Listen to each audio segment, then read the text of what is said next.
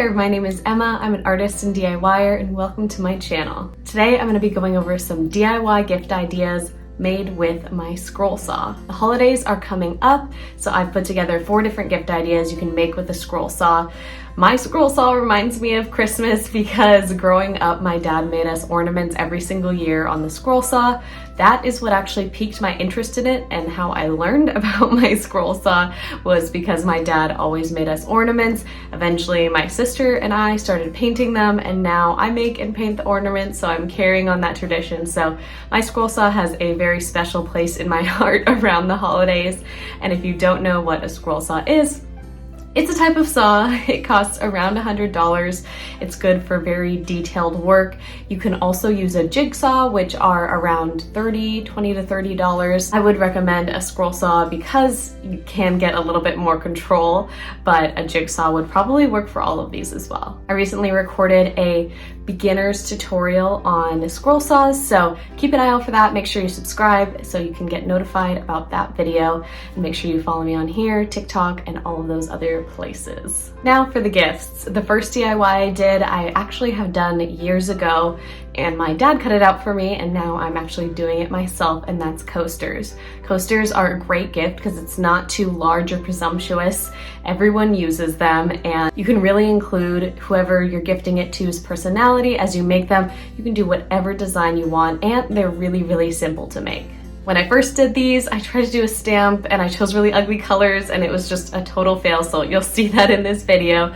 But on the other side, I ended up fixing it, and I came up with this idea to create a puzzle too. I created an image, and if you arrange it in a certain way, it's a puzzle. So it's a little bit more thoughtful, and whoever you're giving it to can lay it out for guests to play with. I think this is really unique. I've never seen anyone else do this, so I'm super excited about how it turned out, and here's how I did it. The first thing I did was grab some scrap wood. Here I'm using MDF, and it's 1/4 inches thick. It's super, super smooth and easy to work on. I measured 4 inches up and 4 inches across, and I'm going to measure out some squares. My first piece wasn't enough, so I grabbed another and then just cut it out with my scroll saw, being very, very careful as I go. To fix any mistakes, I use my rotating belt sander. This isn't a necessary step, but I'm actually pretty bad at cutting my scroll saw, so it helps a lot. And then I just sanded by hand. Now, for context, the reason I'm showing you this is the back side, and it ended up getting cut. So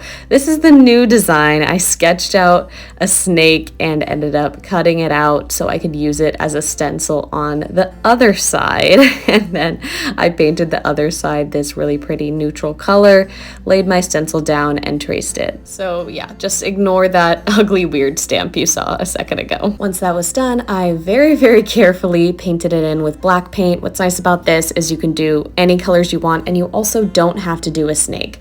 The goal for this one is we're trying to make a puzzle, and I thought a snake would be perfect for that.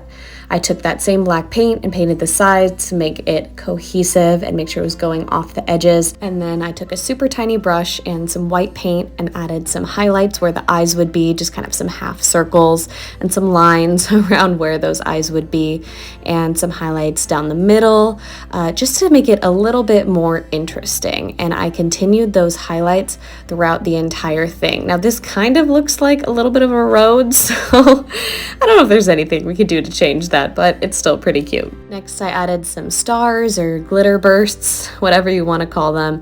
They're 2 really, really thin triangles that are taller on the top and the bottom and shorter as they go out. And then I make teeny tiny lines coming out in between all of those. And I did 2 or 3 per, just to make it a little bit more interesting when you look at each coaster on its own and not together. Now, ideally you'd use some liquid polyurethane, but I don't have that, so I'm going to have to settle for a few coats of the spray version.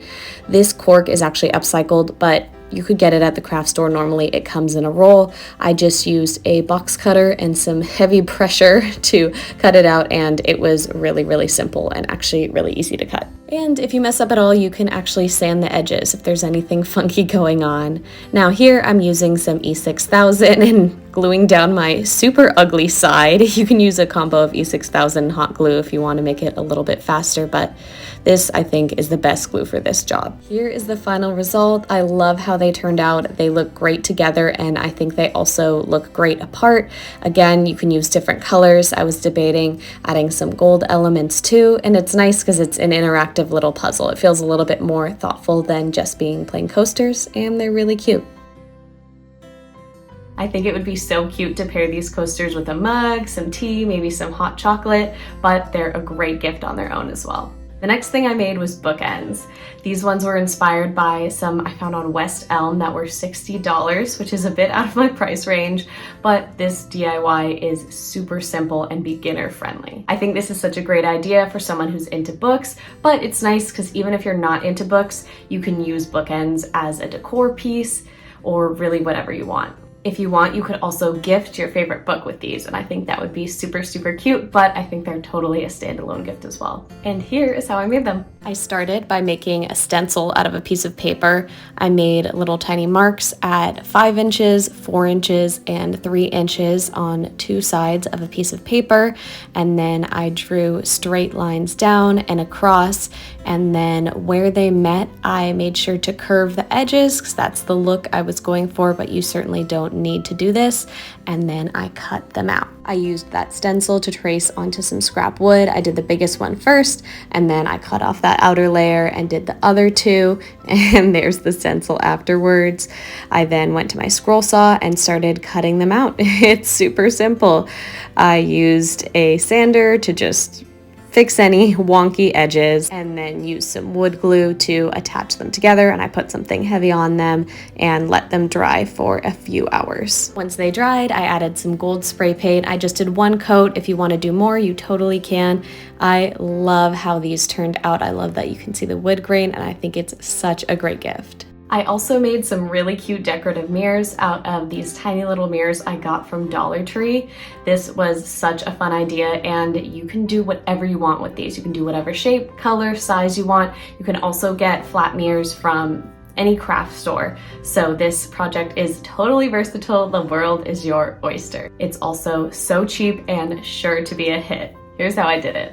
The first thing I did was prep my mirror for spray painting. I used some painter's tape to cover it. You could leave the black if you want to, but it wasn't my style, so I made sure to put that tape in the ridges, and then I used an X-Acto knife to cut right along the mirror. Surprise, surprise, I used some gold spray paint. It's my favorite one to get all of the edges, and if there's anything that's left over, you can just use a little toothpick and scrape it off. It should come right off the mirror, no problem. I then sketched out some squiggly shapes and cut them out with the scroll saw. You could do whatever you want. I did kind of like a circle that was dripping, but you can really do whatever you want. If you want to do a plain circle, a flower, anything you want to turn into a mirror, cut it with your scroll saw and then sand it down if you have anything weird, and then by hand as well. I took some of my favorite Home Depot sample paints and painted the whole thing, front, back, and sides with a nice thin coat.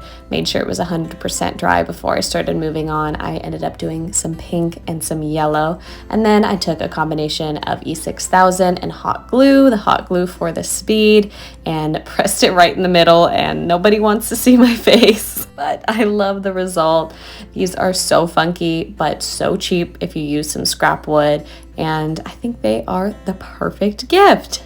I love this last one. I did a faux marble Tic Tac Toe Board, and this is so awesome because it can be used as decor, but it's interactive and it's so chic and modern. I did mine in a marble pattern, but you could also do it bright, friendly colors for a child or a tween, teen, as long as they're old enough to know not to eat the pieces. This one is probably the hardest out of all the DIYs, but I think it's totally worth the effort, and here's how I did it.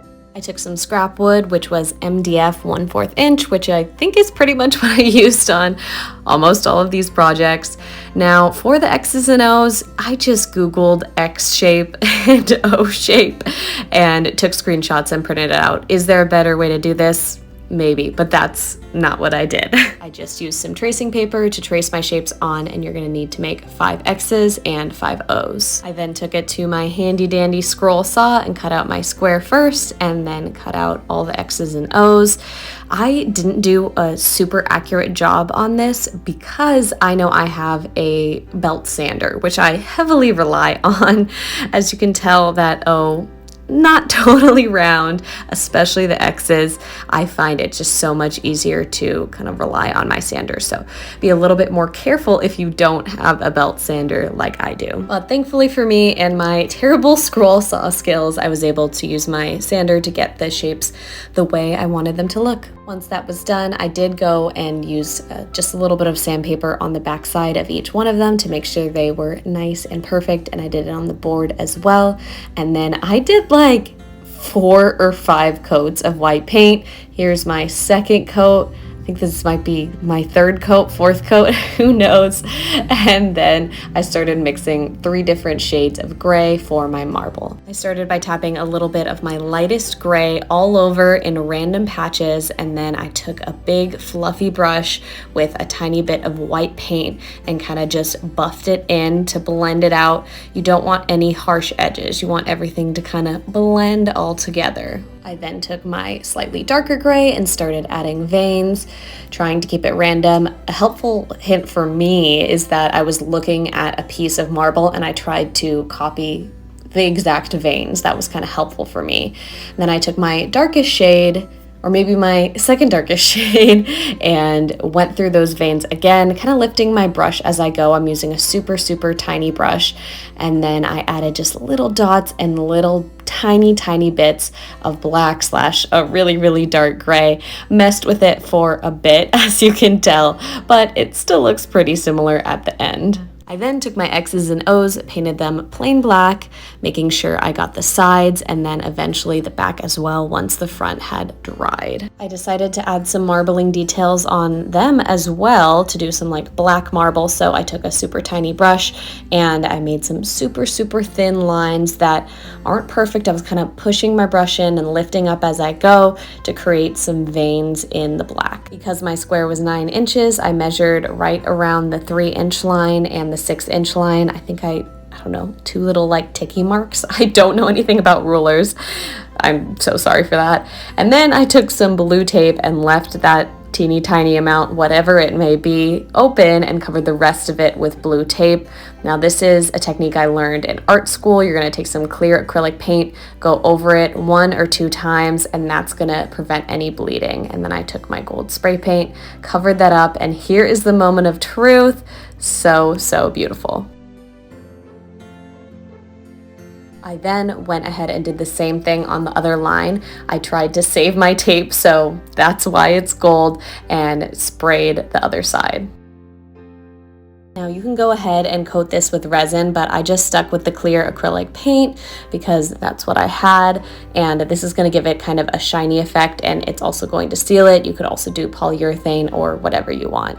I absolutely love how this turned out. It's so much fun. My boyfriend and I had such a fun time filming this part to give you a little example, but I think it turned out so classy, and I love that it's a decor and interactive. I love how all of these turned out. I hope you do too. Thank you so, so much for watching. Again, make sure you like, subscribe, all of that good stuff. I'll probably have at least one more holiday related DIY gifts or decor idea. Let me know if you have any ideas or what you want to see in the comments below. Thank you so much for watching, and happy making.